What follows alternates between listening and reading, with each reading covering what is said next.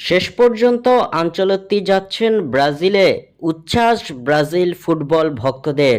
দর্শক, আনচেলত্তির কোচ হওয়াতে আপনাদের মতামত কি তা আমাদের কমেন্ট করে জানিয়ে দিন। অবশেষে সব জল্পনা কল্পনার অবসান ঘটতে চলেছে।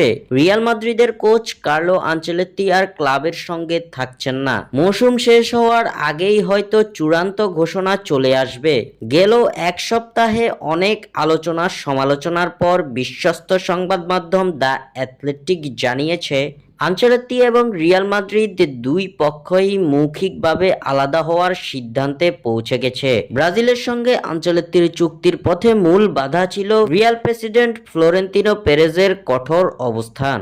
কিন্তু এবার রিয়াল মাদ্রিদ বেশ নমনীয়, চাইলেই আনচেলত্তি মৌসুম শেষের আগেই ক্লাব ছাড়তে পারেন এমন সম্মতিতে পৌঁছে গেছে আনচেলত্তি ও পেরেজ। এদিকে ইএসপিএন সংবাদ মাধ্যম জানিয়েছে, ব্রাজিল ফুটবল কনফেডারেশন সিবিএফ আনচেলত্তিকে কোচ হিসেবে আনতে নতুন ডেডলাইন ঠিক করেছে।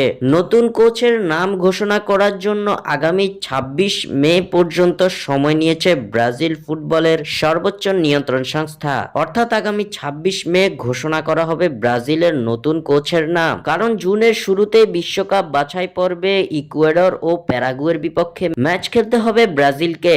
তার আগে স্কোয়াড ঘোষণা করতে হবে সেলেসাওদের। এদিকে এক সাক্ষাৎকারে আনচেলত্তি সাফ জানিয়ে দিয়েছেন, ২৫ মের আগে তিনি নিজের ভবিষ্যৎ নিয়ে কোনো মন্তব্য করবেন না। কিন্তু ফুটবল বিশ্ব এখন প্রায় নিশ্চিত, সব ধোঁয়াশা শেষ। আনচেলত্তি হচ্ছেন ব্রাজিলের নতুন কোচ। স্বাক্ষর থেকে সাদবিন ইসলাম।